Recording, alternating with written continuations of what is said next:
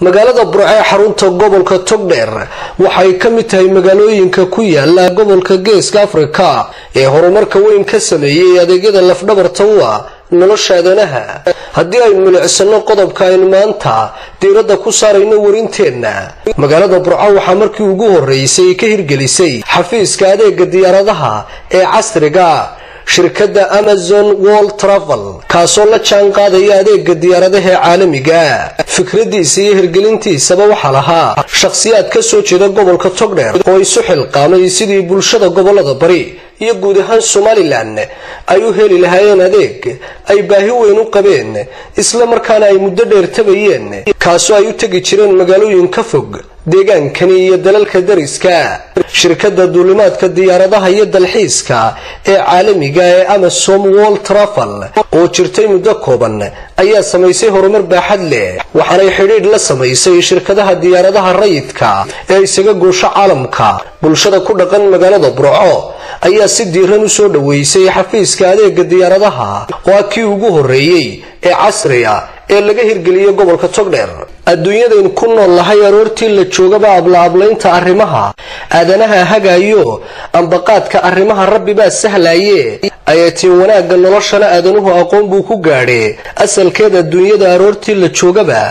arrin baa timaadee anna yoomkan maanta Amazon baan hayaayo idilkeeda adduunyada adeegeedu gaadho indheergarad aqoon la aragtideeda asteeyo aqoonyahan bulshadu ku faantaa madax looga dhigayo ka arrimiya Amazon waxa ay ku haysaa adeeg hufan iyo shaqaale loo carbiyay raaligelinta bulshadooda. xafiiska soo saarista fiisayaasha iyo diyaarinta duulimaadyada diyaaradaha casriga ee u kala goosha qaaradaha dunida ee Amazon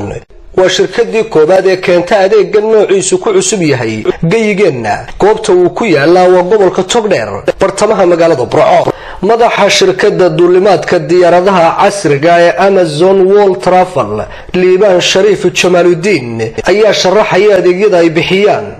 aad iyo aad ayaad u mahadsan tahay wariye cali daahir. run ahaantii ujeedada loo aasaasay waxa weeyaan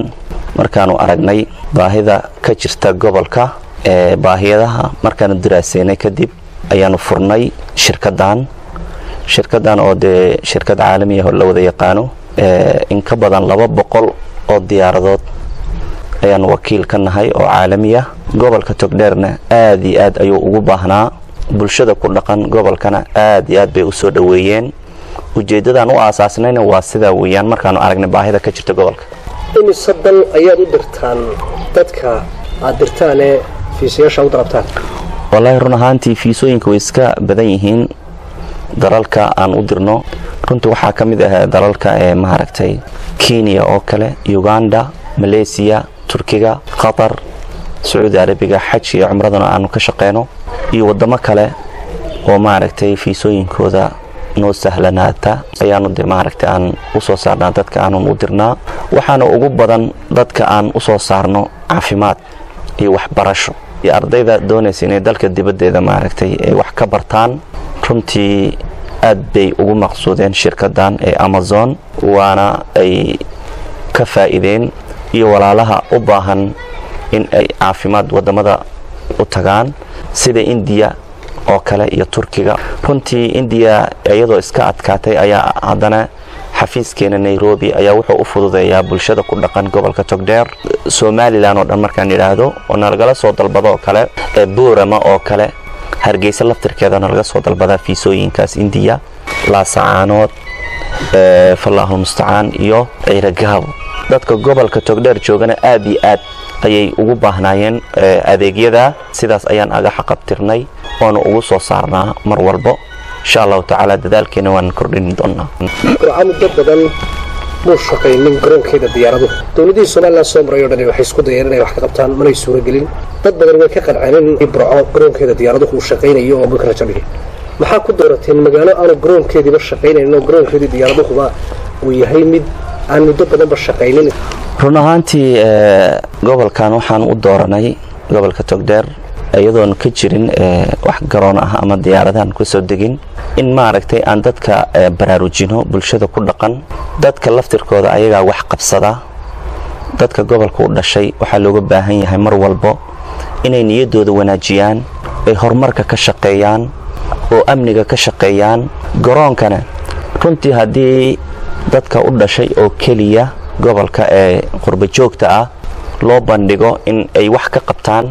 dawladda mar walba diyaar bay u tahay inay hawshan ay qabato garab bay u baahantay dawladda laftirkeeda tan aan ku doorano waxa weeyaan dhiirigelin inay shirkadaha kale ku soo dhiiradaan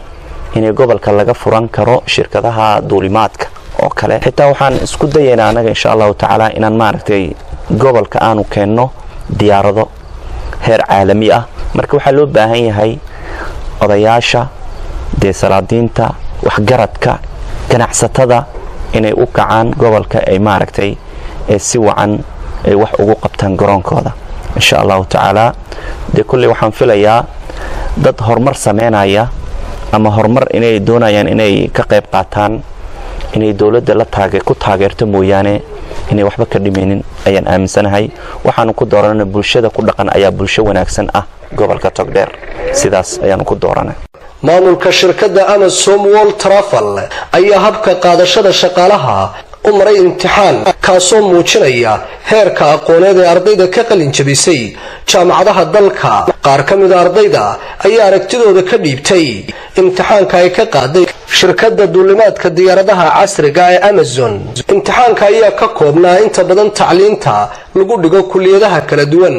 ee jaamacadaha magacaygu waa Farxale Xasan maanta waxaan ku suganahay halkan si aan u galay imtixaanka company-ga Amazon oo qabanayo aad baan ugu faraxsan inaan ka mid noqdo dadka ka qayb galay imtixaankan waxaan rajaynayaa wixii ay aqoontaydu siiso oo aan ku sabxo oo aan ku kalsoonahay magacaygu waa Maxamed Xasan waxaan tartamayaa shirkadda Amazon imtixaan qaadayso nidaamkii CV-da loo soo gudbinayay nidaamkii loo soo xulay iyo hadda imtixaanka aan arkayo ifaala ka muuqda inuu yahay imtixaan cadaaliya oo systemkiisa iyo salo maamulaya aad u sareyso magacaygu waa Sagal Salmaan Ducaale waxaan u fadhiyaa examkii shirkaddan loo yaqaan Amazon World Travel Agency taasoo aan u galayno exam shaqaale lagu qaadanayo insha Allah aan rajaynaynaa inaan guul noqoto magacaygu waa Cabdiraxmaan Haadi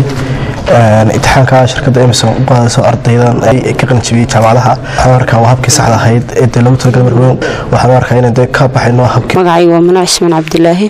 waxaan ahay ardayda ka qayb galaysa tartanka imtixaanaadka shirkadda Amazon aad iyo aad baan ugu faraxsanahay inaan ka qayb galo imtixaanka waan rajaynayaa inaan ku guuleysan doono insha Allah shirkadda Amazon World Company waxay wakiil ka tahay in ka badan 200 oo diyaaradood caalami ah oo ay ka mid yihiin Fly Dubai, Ethiopian Airlines, Emirates, Air Arabia, Air Djibouti, Juba Airways, Africa Airways iyo Dana Airways. haddaba si aad macluumaad dheeraad uga hesho shirkadda duulimaadka diyaaradaha casriga ee Amazon la xiriir telefoonada shaashada kaaga muuqda waxaan idin la socodsiinayay barnaamijkaasi aynu diiradda ku saaraynay shirkadda Amazon World Travel anigoo ah Cali Daahir Maxamed Boos